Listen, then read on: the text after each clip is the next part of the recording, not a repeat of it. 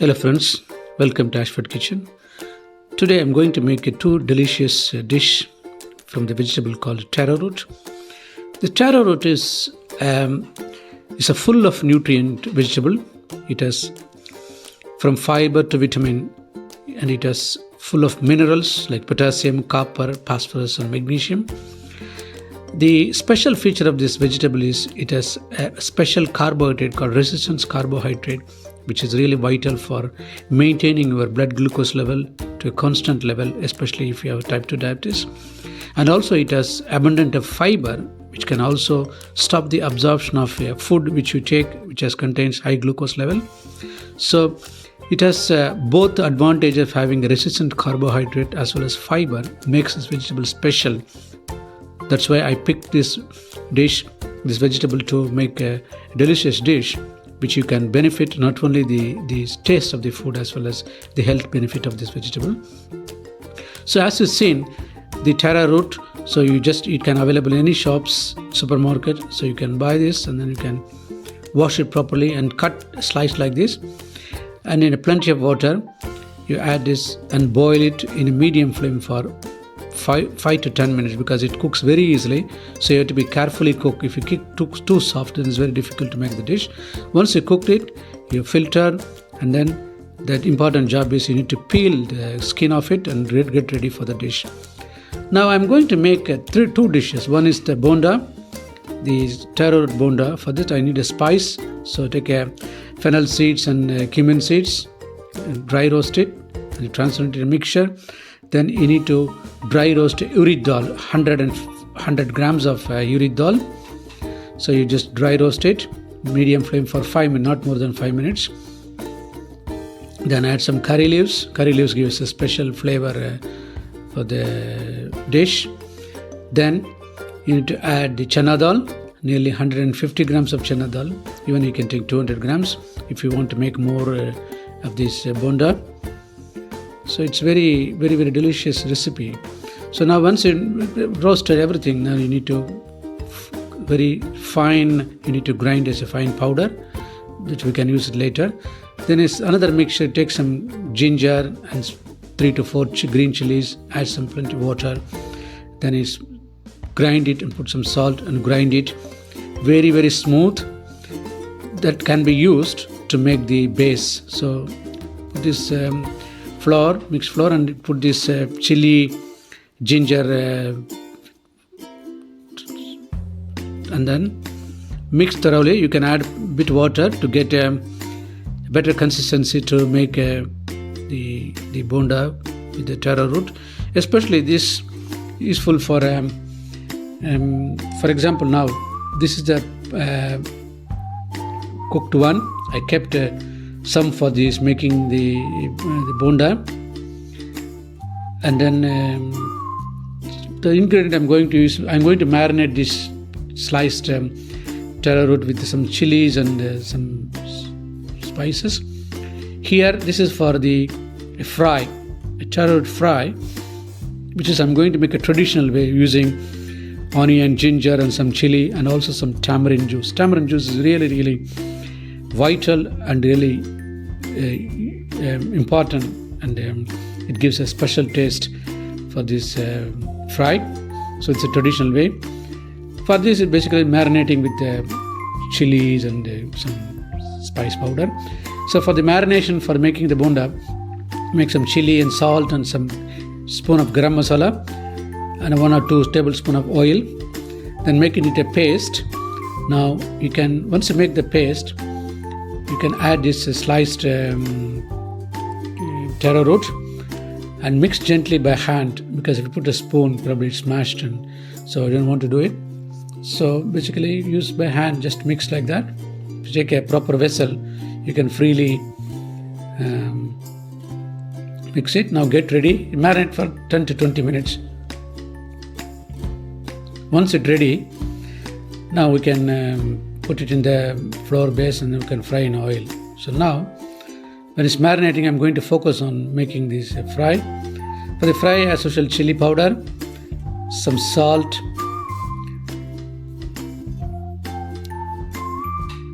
there's some turmeric,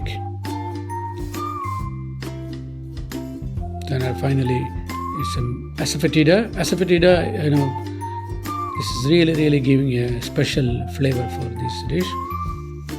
Then add the tamarind juice should be very thick. So don't take it dilute. So take 20 grams of tamarind and then very small amount of water. Then put in a microwave for 2 minutes, and then when it's very soft, then you can mix it like a paste. Now add this sliced vegetable. Then mix like a hand, as I mentioned previously. So don't put any spoon or something. It's very easy, but it needs some time, but it's very easy too. So now let it marinate for 10 to 15 minutes. Then we can fry it. So everything is getting ready. Now I'm going to make another dish called the sambar. It's a mango sambar. Mango sambar is really very delicious. Mango and radish basically. So these are leftover vegetable from my fridge. So I've taken some mangoes. This is a raw mango, especially for the cooking one. I sliced it, and some radish I sliced it. Now, as usual, this South Indian traditional sambar. So some onion, ginger, and then it's a tur dal. In a pressure cooked it, softly cooked it for 3 to 4 whistles. So now I'm going to manage all the 3 dishes in one go. Hopefully, it's a bit of multitasking. I need to do it to finish this on time. So everything is ready now. So I'm going to put all marination there for the fry and for the Taro Root Bonda is ready. So now we need to make the preparations. Once you cut all the ingredients, it's very easy to start the work.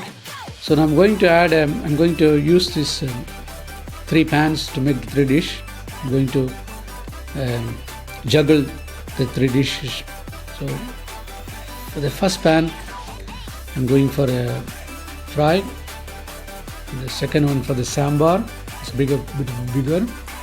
And the other one is the oil. I already put in oil for frying the bonda. For the sambar, as usual, some mustard seeds, some curry leaves for the both pan.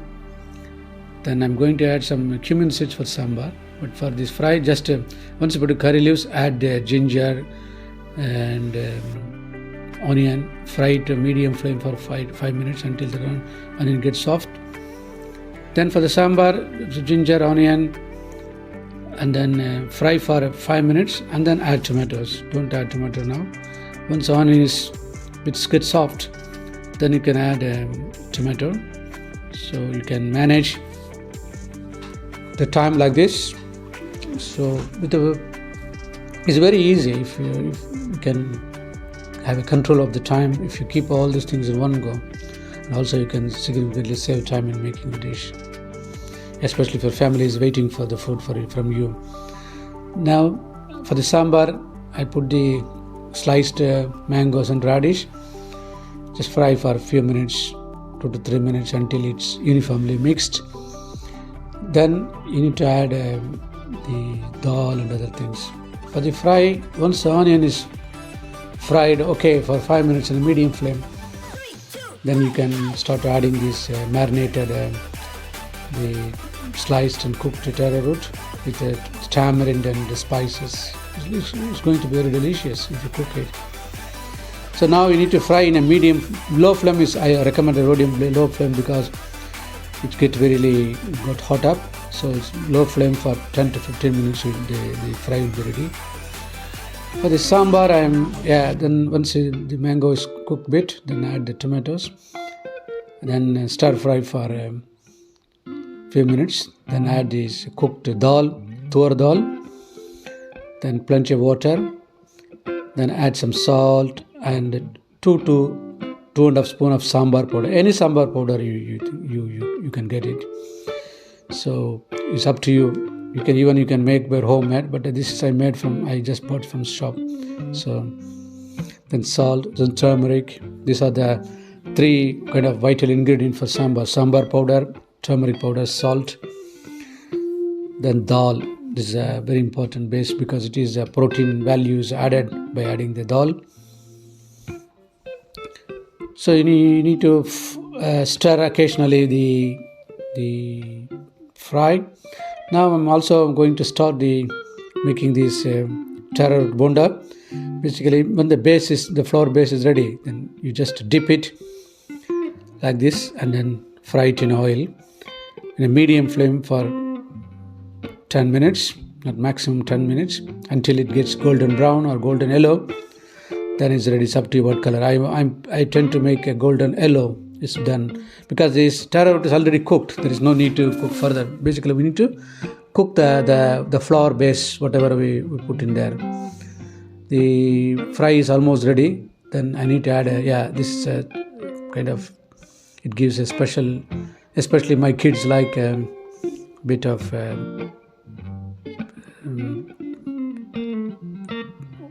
oil-based food, bit of oil, not much. So add another 1 spoon of oil. It gives more kind of roasty kind of texture, and it's add a very delicious taste. So basically I added initially added 4 to 5 spoon of oil, not more than that, not like adding tons of oil.